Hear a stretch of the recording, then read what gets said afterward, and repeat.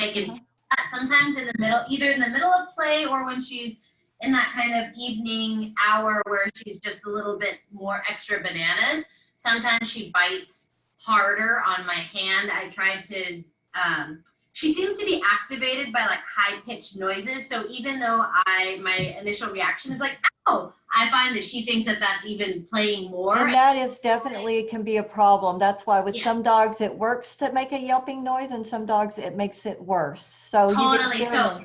you've experimented with that, and you found out which it was for her. Yeah. Yeah, I've been having to like go, and then I let my hands go limp, and then I did my personal timeout for 10 to 30 seconds. I did that twice, and then when I came back, she was in a different place to play, so I think it was a little bit of a reset. So that's what worked for us last week. So the timeouts are working, is what you're finding. That's great. Yeah, sorry, you checked out for a minute, so I missed a little bit of that, but I think I got it. Yeah. So the timeouts are working. That's fantastic. And are you keeping it to 10 to 20 seconds thereabout? Yeah, no more than 30 seconds. No more than 30? No more than 30, yeah. Great, yeah. So, Kimberly, so how's the nipping and mouthing going with we've been kind of doing that yelping thing for a while anyway, and she's pretty good. I think like the problem is a little bit more when my kids get excited, and then she will like grab at their hair because they're rolling on the floor with her, and that's a tough one. Yeah, so what I would recommend, we sort of treat the bites to the hair and the face and any nipping on children as we do like 3 levels of biting, or nibbling, mouthing. 1 would just be the love nibbles. 2 would be, oh, it kind of hurts a little, but doesn't leave a mark. And then 3 would be, ouch, it hurts really bad. And, it can break skin or at least leave a mark. And so a level 3 bite is what that is. And we sort of treat the mouthing to hair or face or children as at that level 3. So I would definitely, when that happens, I would have your child remove themselves from the puppy at that point.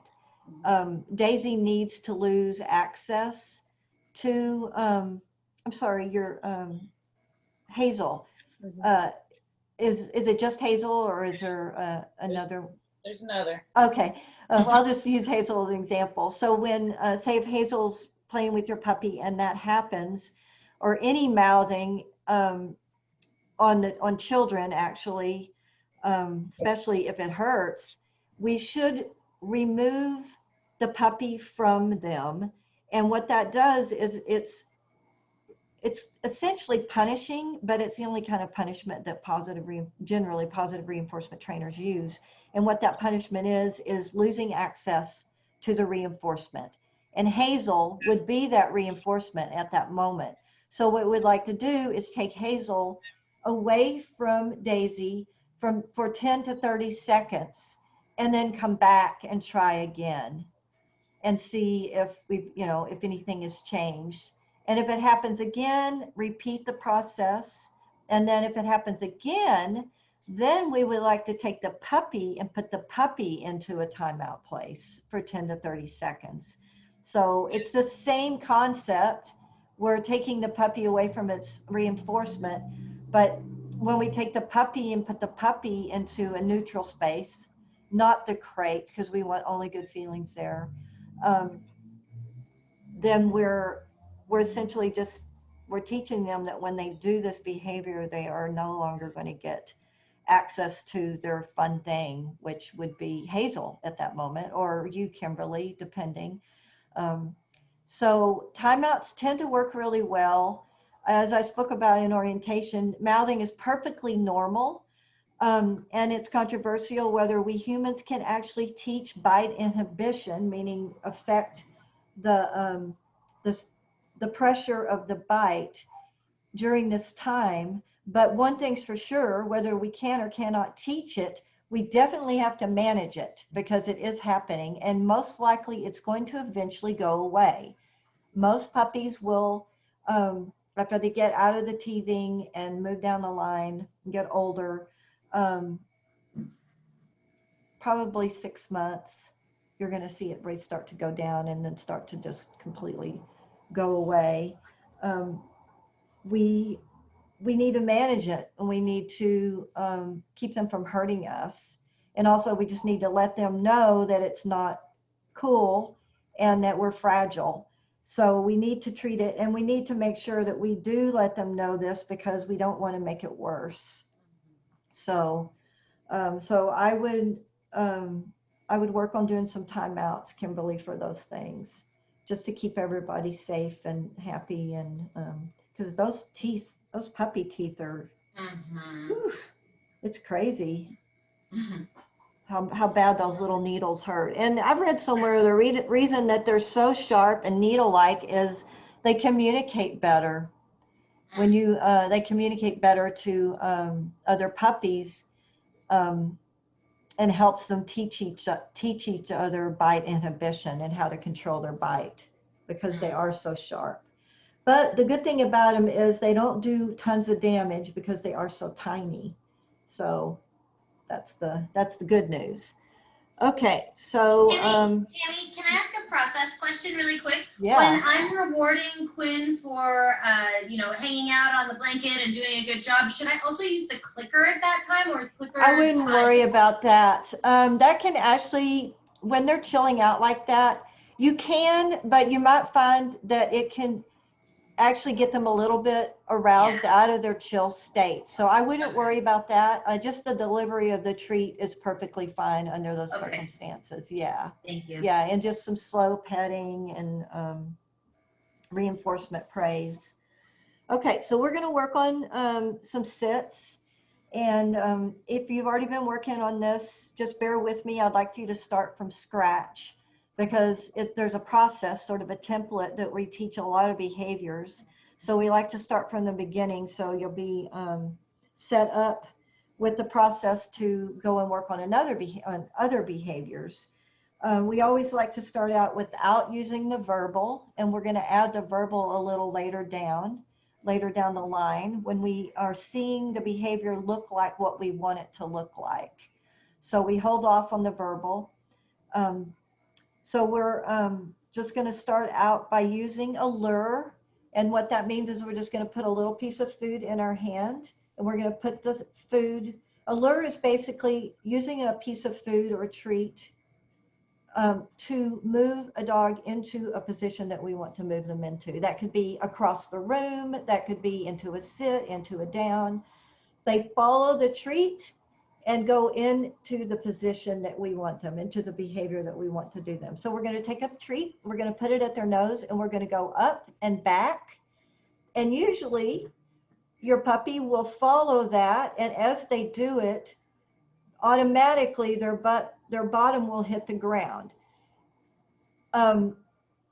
Sometimes little dogs, actually that's more with down, so just skip that right now. Looks like Quinn's doing really well already with that. So we're not saying the verbal, and that can be kind of hard for humans because we are so language oriented, verbal creatures, that we have a hard time not saying the verbal at first. But try really hard not to. It's not the end of the world if you do, but we do like to add that a little later down. Some trainers don't, but a lot of them like to wait, like we do, till we actually see the behavior looking like, till we're actually getting a number of successes with the lure. Then we're going to add the verbal. So what about something like good girl or good boy or good job or anything? And we don't really need any verbal, so we should probably just practice without any. Is that? You know what? You can totally make sure you're still doing the marker. So the good boy or good girl should not take the place of the marker. That should always be sacred unto itself. But there's no problem at all if he does the sit, you mark it, you treat, and feel free to go good boy. Is Quinn a girl? I mean, I guess gender is kind of fluid in animals, but she's exactly. So it doesn't matter to me at all. But she is female. Yeah. Okay, that's what I've totally forgot. Yeah. So So there's no, yeah, you feel free to give her praise, but just make sure that you're not using the praise as the marker, because that can get Okay. really confusing. So I'm going to do a quick little demo with Lolly. Treats ready. So I'm going to put a little piece of food in my hand. I'm going to get her up. Come on, Lolly, Lolly, Lolly. Put it at her nose, angle back, and then deliver the treat. Do that one more time. At the, whoops, she's pretty fast with this. At the nose, angle back, and then deliver the treat. So, good girl. Good girl, Queenie.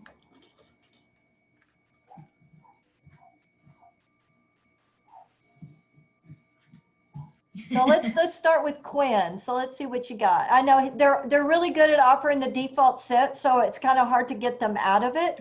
But Totally. so you got to be quick. When Quinn stands up and starts coming towards you, be at the ready before he does that. So, and what you can do is toss a treat off to the side just to get him sort of distracted and moving. And now he's going to stand, get in there, put the treat at the nose, back. That was great, Xenia. The only thing that I would do different is do it a little slower. Okay. When you're actually moving the treat, but he got it. But I saw that he hesitated just a little because it was it was zipping by so fast. So if you just slow that down just a little bit, I think you're going to have better results. But he did the behavior. That was great. And we're going to mark it, and then we're going to actually let it out of our hand and let them have it after we mark it. So that looked really good. Xenia. Okay, Kimberly, let's see if we could like point the camera down, that'd be great so I could see. Sorry, I can't follow. I'm like, you got a lot of distractions going on there. Yeah. Not really working. Okay, let's see, what can we do? You're just having a hard time paying attention? Oh, my child is throwing the dog balls and playing with her. And okay, let's see. Is there maybe a project that Hazel could work on or something? I don't know, I'm just throwing ideas out there. Let's see. If you could put the camera or pull. Oh, look at that little rollover. That was great. Good job. Okay, I think you got some attention there. So I think Daisy thinks it's playtime here. So let's see. And you know what? Also, Kimberly, what I talked about in orientation is the class time is actually where the people learn. And then you take that and you work on with your puppy at the rest of the times, because your puppy's is like a sponge, and he's going to be learning all the time. But what's most important about this time that we have together, that's great. And you know what? I would let Daisy just do that right now, because you're getting some calm behaviors from her, and that is fantastic. And that's also something that we're working on, if not maybe more importantly than all these other behaviors that we're going to be working on, is just getting your dog to calm down and chew. So Kimberly, what I would use this class time for right now for you is just making sure that you understand the mechanics. And also I'll send you the video, and then you can rewatch the demo that I do, and then you can work on it when you feel like it's a better time for Daisy. But at the moment, I would let Daisy do what she's doing, and then maybe on the next behavior, we'll see how she's doing, and we can like do that. So again, most importantly, Kimberly, is that you understand the mechanics of what I mean, you're going to the problem is also that anytime I have a treat in my hand, she just automatically sits. Okay. So. And that's just the default sit. And also what we try to do too is try to keep our hands so that they're not staring right at the treat. So what I do is kind of keep your hand up, or kind of keep your hand behind you until you're ready to deliver the treat, because dogs get really focused on that. when your hand is just out there for them and they see that treat. And it's hard for them to learn because they get tunnel vision. So, but yeah, when you pull the treats out, she's going to hear it and she's probably going to run in there and she's going to do a default sit. So what I do is just toss the treat out and she's going to go to the treat. And when she comes walking back towards you, that's when you're going to get in there and use that lure to put her into a sit. Does that make sense? Mm-hmm. Okay. Okay, so do you want to give it another try now? Easy. So get that treat hand. Well, right now we're using a lure, so we will actually let her see the treat. So that was a little bit misinformation on my part. So here she comes. Get it up in her nose. She's doing a little sit pretty there. So I'd toss the treat away. And then okay, you know what? This is perfect time. Get that treat up in her nose right now and angle it back. Oh, it was perfect. That's you got it right there. Just be ready to mark it. And since you're not using a clicker, just use the word yes. And as soon as her little bottom hits the floor, just say yes and then deliver the treat to her, meaning just let go of the treat. Okay. Okay, that looked great. So that's all there is to it. It's pretty simple. We're just not using the verbal right now. And if she pops back up, that's okay. Lots of puppies do that. So, or she jumps up. But if you have delivered that marker word, the moment that her bottom touched the ground, she's going to start learning that that's the thing she's being rewarded for. That's the beauty of a marker, is that it actually communicates to the dog that was the thing. It wasn't me popping back up that I got rewarded for. It wasn't me jumping up after I sat. It was the actual moment. This right here is what I'm getting rewarded for. So yeah, you got it. So so there we go. Something you might start doing is, we call it sit for please. And say your dog, I don't know if you have a backyard, but just for example, if you did and your dog wants to go into the backyard, before you let them into the backyard, just ask for a sit, give them a reward and open the door. Say your dog wants to, say, play tug, ask for a sit, and then play the game with them. And dogs will start using that as a please, as a communicating please, can I do this now? Yeah, they're doing a lot of defaults right now, but they're kind of random, but not really. Because what they're doing is they're saying, I'm sitting, please give me a treat. Well, we can use that please to ask for other things as well, not just for please can I have the treat at the moment, but please can you let me outside, or please will you play with me? And the thing about when a dog is doing a sit, the beautiful thing about it is they're not getting into trouble. It's hard for them to be jumping. Well, it's impossible for them to be jumping on you when they're actually in a sit. They're incompatible behaviors. So when a dog is doing a sit, it's a wonderful behavior for them to actually throw out there.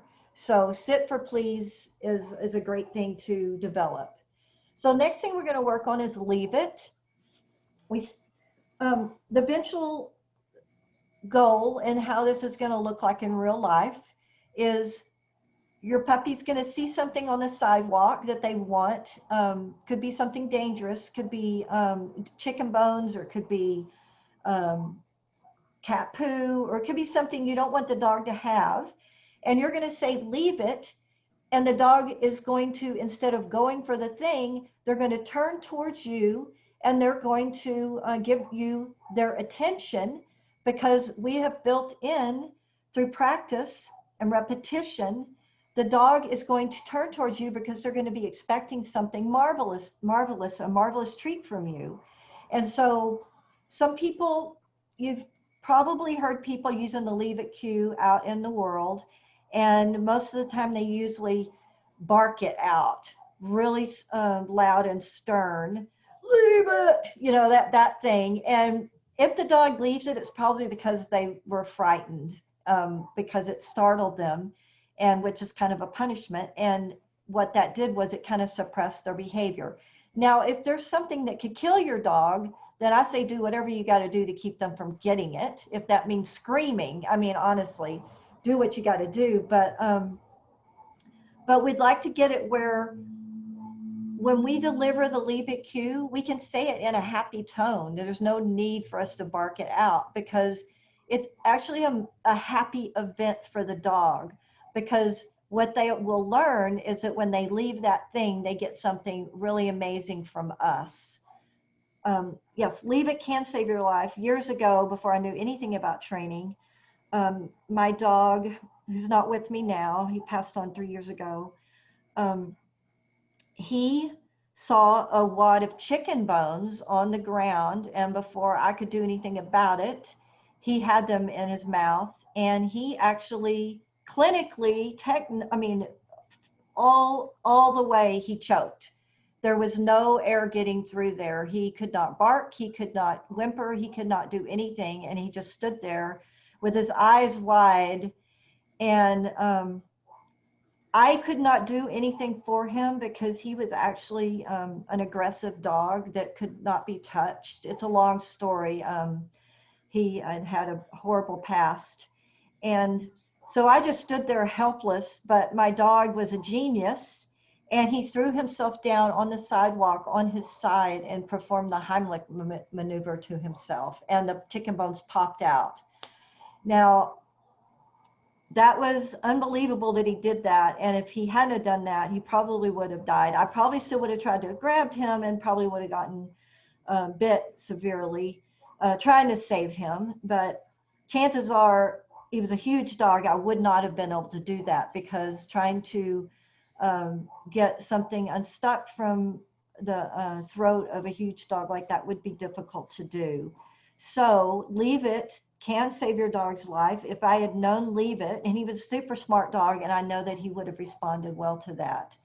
So I suggest you work on this as much as you can. And one thing about this, it's not an all or nothing. If you work on it enough to at least get them to pause before they go for it, you might have time to go and get the dangerous thing before they get it. So what we do is we start out simple. It does not look like a real life scenario when we start working on this cue, because we have to build towards that. And we take tiny little incremental steps towards looking like the real life scenario. The first step of leave it, we don't even say the word. And what we do is we take a low value treat, such as a piece of kibble, and we put it in our hand, and we close our fist, and we present our hand to our dogs. We put it at their nose. Usually your dog is going to be clawing at it, mouthing it, trying to get the treat.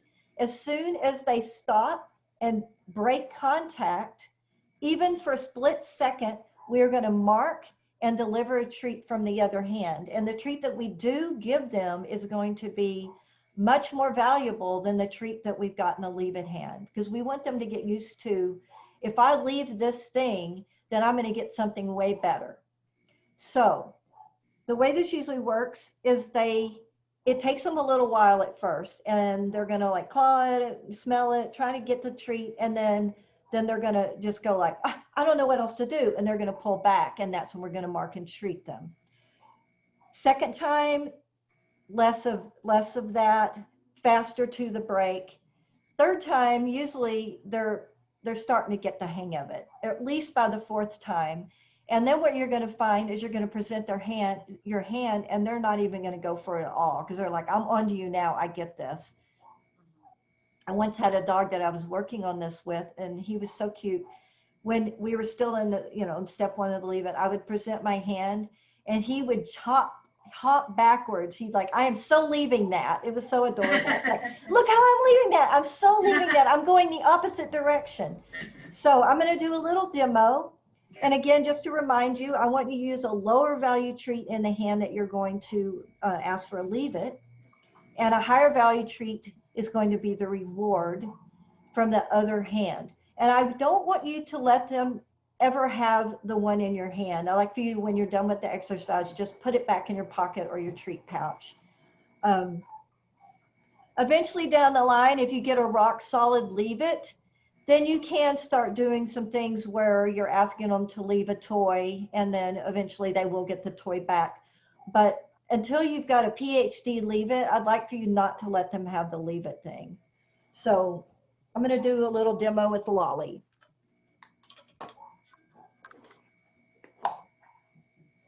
So I'm going to take a super high value treat as my reward and just a piece of kibble. I'm just going to use a piece of kibble for the treat that I want her to leave.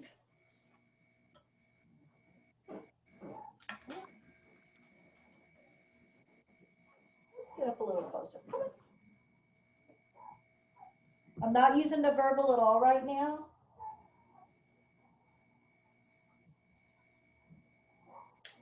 Soon as she turns away. And the thing is, they can turn away just because they're distracted by something. It doesn't really matter right now.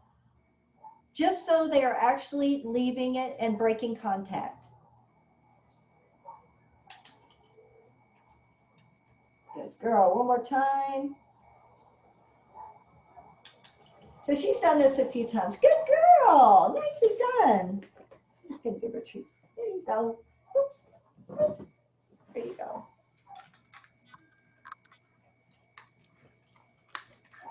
So even just the slightest break. So you really got to be paying attention when you're doing this, because you want your timing to be impeccable so that you are marking and rewarding when they do that. So, and what I'd also like you to do is right before you present it, I'd like you to keep your hands either behind your back or up here, up at your chest, and not dangling down, because that kind of confuses them.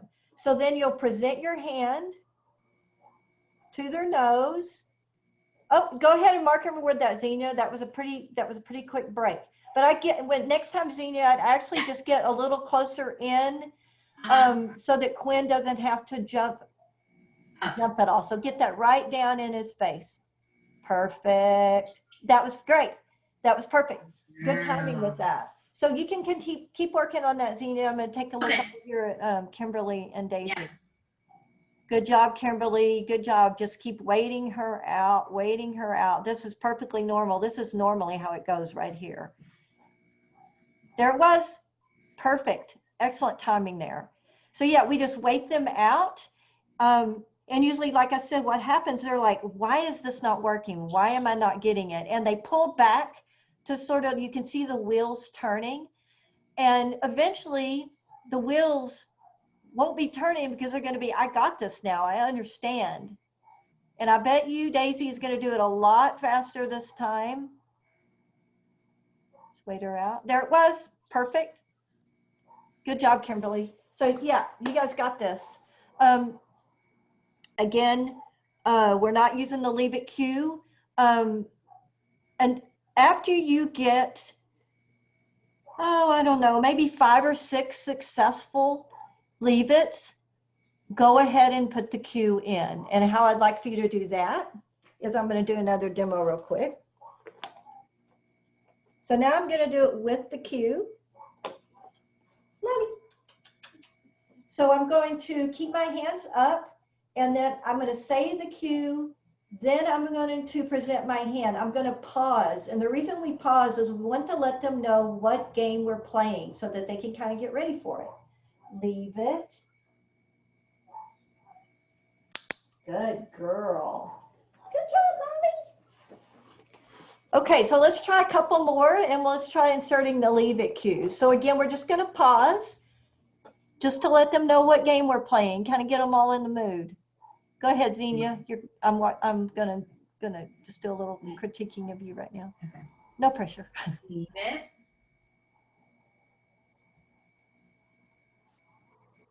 Just wait her out. Wait her out.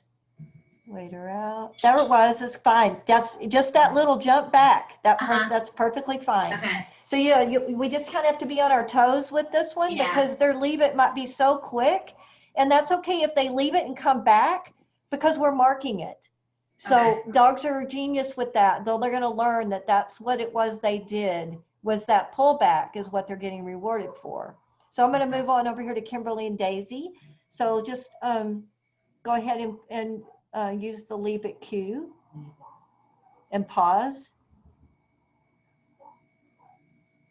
That's great. She's getting it. She's getting it. She turned away. I saw her like, I'm going to turn my head away from that. So let's try that one more time with Daisy.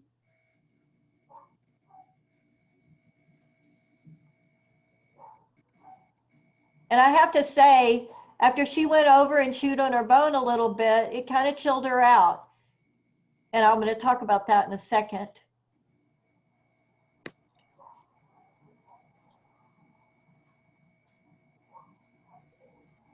Nice. Nice. And are you saying leave it? Because I can't hear you. I don't know if you're muted or. Oh, can you hear me? Yes, now I hear you. So were you saying leave it? Yeah, I did on that. Okay, perfect. Yep, that's looking really good. And anyway, so yeah, Daisy was over there. She chewing on her little chew, and that can be a passive calming activity. And I think that really helped her. And I think I would do that a lot with Daisy, is give her a Kong. The chews that when they're activating and chewing on something, it releases endorphins, which calms them down, serotonin, and also it in and of itself, the Kong or the chew is a reward. So they're getting doubly rewarded for doing something. That was, Kimberly, that was fantastic. You noticed that tiny little break, and that was just Daisy. She raised her little muzzle up just the slightest bit, and you were right there with the treat. That was excellent. So good job with that. So so do that, in your training sessions 2 or 3, a couple times a day. And I meant to mention in orientation, keep your training sessions short. They shouldn't be more than 5-10 minutes tops. We want to keep our puppies happy. We want to keep them engaged. If they start opting out, you're welcome to try up in the ante with a higher value treat. If you're still not getting anything and they're still not getting their attention, then I would just call it. We want training to be fun. We want everyone to be enjoying it. If anyone, and that includes you as well, the human, is getting frustrated, then it just needs to end, because we want to make sure this is all a very positive experience. It should be fun. Let's see if I'll just go over my notes real quick to make sure I didn't leave anything out. So yeah, so we're taking very tiny steps so that we're finally eventually going to look more like what it looks like in real life, but we have to go slowly. And one of the things that we're manipulating here is when we say the leave it. So here in the beginning, we're saying leave it, we're pausing, then we're playing the game. Think about in real life. The leave it comes last because they've already seen the thing, then we're saying leave it. So you see how we're starting out kind of backwards, where we're putting the cue in, then we're playing the game, but eventually we're going to work towards moving that leave it so that it comes at the end, and it's at the end of the sequence, so that when they see the thing, so that they've already seen the thing, and then we're saying leave it. That makes sense. I don't know if I explained that very well, but. Can I ask a question, Tammy? Yeah.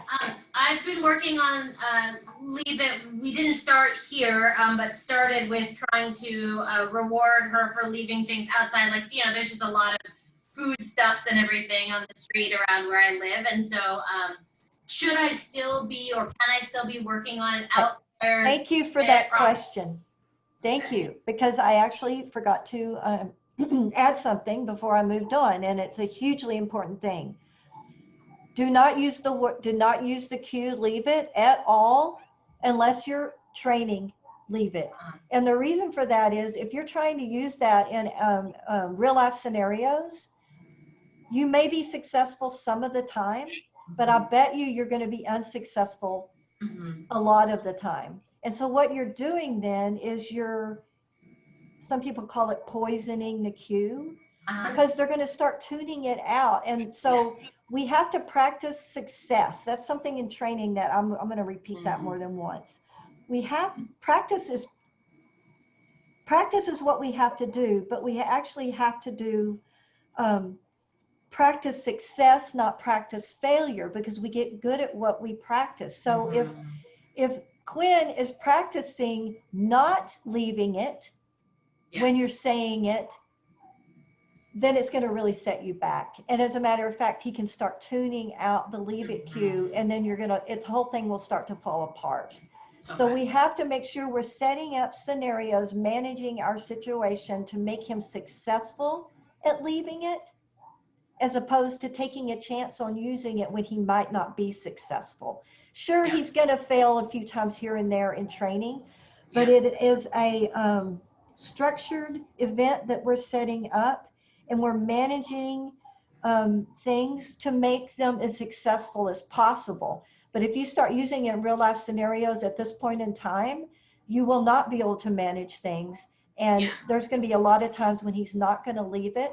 And so he's practicing failure, not success. So keep that cue sacred and only use it in your training sessions.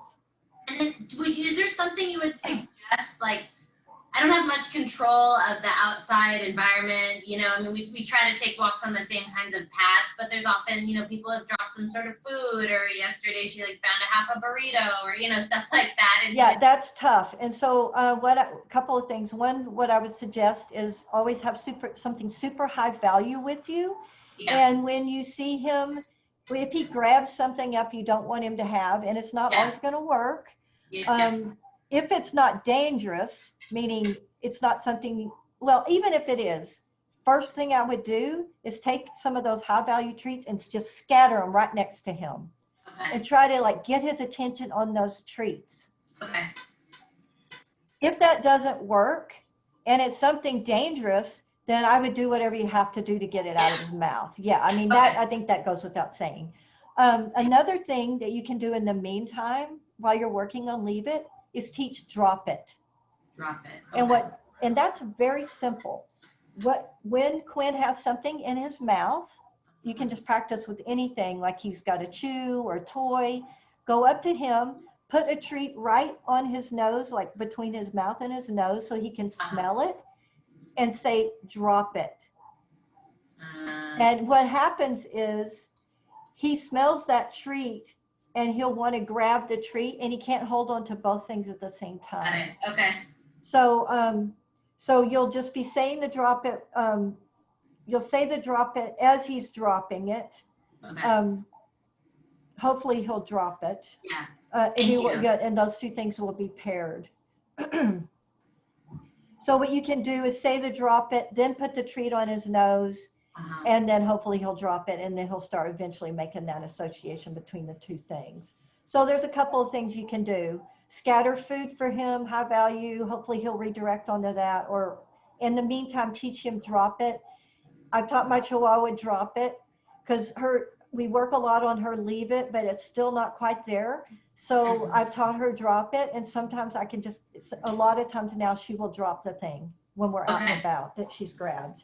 So it's just a couple of things. Sure. So don't use leave it in the real life right now. Do other things instead. I'm going to talk a little bit about leash walking skills. Let me check the time really quick. 1 second. Oh, we're coming to the end of class. So I'm going to make this really quick. And this is going to be the last thing that I'm going to talk about. Actually, you know what? Hold up. We'll work on that next week. So just skip that because I wanted to talk about something that's just a bit more important at this moment in time, and that is working on preventing food guarding. And I just want to make sure that when your dogs are chewing on something and they have something they really want, always trade for it. Always put some treats next to them. And when they start working on those treats, then I want you to take the thing away, and then I want you to give it back to them when they're done with the treats. And I want that to be the rule, not the exception. The exception will be when you trade and you have to keep the thing because for whatever reason you can't give it back to him right now. It's because what we're doing is we're working on building trust, and we're working towards preventing food guarding in the future.